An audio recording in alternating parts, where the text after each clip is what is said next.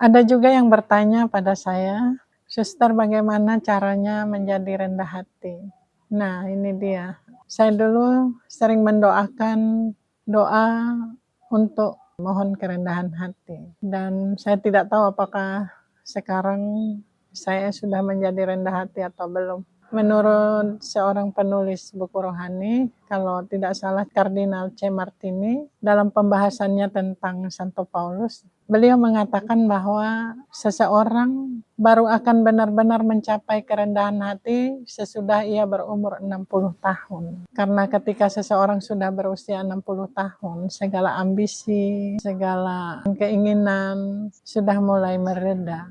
Saya pikir mungkin benar juga. Karena ketika segala ambisi masih berkecamuk dalam hati, segala keinginan yang macam-macam ada di dalam hati, sulit sekali untuk menjadi rendah hati. Tapi bukan berarti tidak mungkin. Dari pengalaman saya belajar bahwa untuk menjadi rendah hati, justru kita memang perlu melewati jalan penghinaan, perendahan oleh orang-orang lain. Ketika kita tidak dianggap, dikritik, dikatakan yang macam-macam, itulah sebenarnya cara Tuhan mendidik kita, jalan yang diberikan oleh Tuhan kepada kita untuk belajar menjadi rendah hati. Ketika kita berusaha menerima semua penghinaan, semua kata-kata yang merendahkan kita, semua kritikan-kritikan yang tidak sesuai dengan yang kita inginkan, disitulah kita akan dibantu untuk bertumbuh dalam kerendahan hati.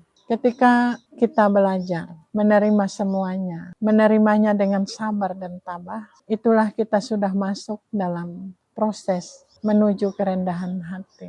Orang baru dapat sungguh-sungguh menjadi rendah hati kalau dia benar-benar berdamai dengan dirinya. Dia bisa menerima dirinya apa adanya. Karena kalau seseorang tidak bisa menerima diri, sulit dia menjadi rendah hati. Dan bagi saya, cermin untuk menjadi rendah hati adalah Yesus sendiri.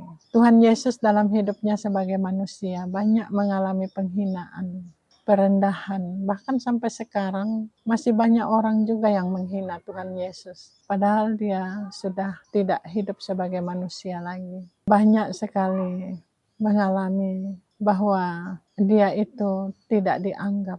Bahkan ketika dia melakukan hal-hal yang baik pun orang masih mengatakan macam-macam. Ada yang menyebut dia keras, mengusir setan dengan kuasa kepala setan, lagi terganggu kejiwaannya, sakit jiwa, dan macam-macam.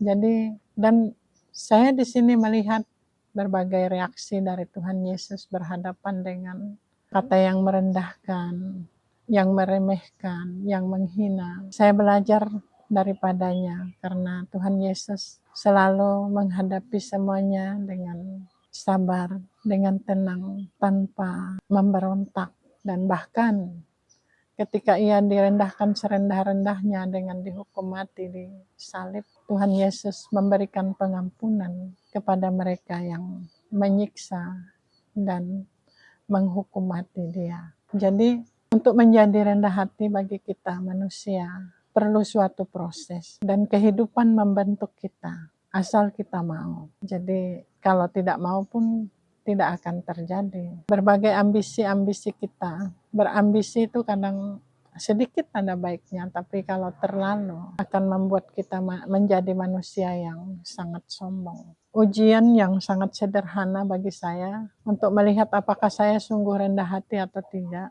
apakah saya sudah mulai rendah hati adalah ketika saya dikritik orang, ketika saya dihina orang. Apakah saya menerimanya atau saya marah dalam hati, tidak mau menerima. Nah, itulah untuk saya melihat diri sendiri.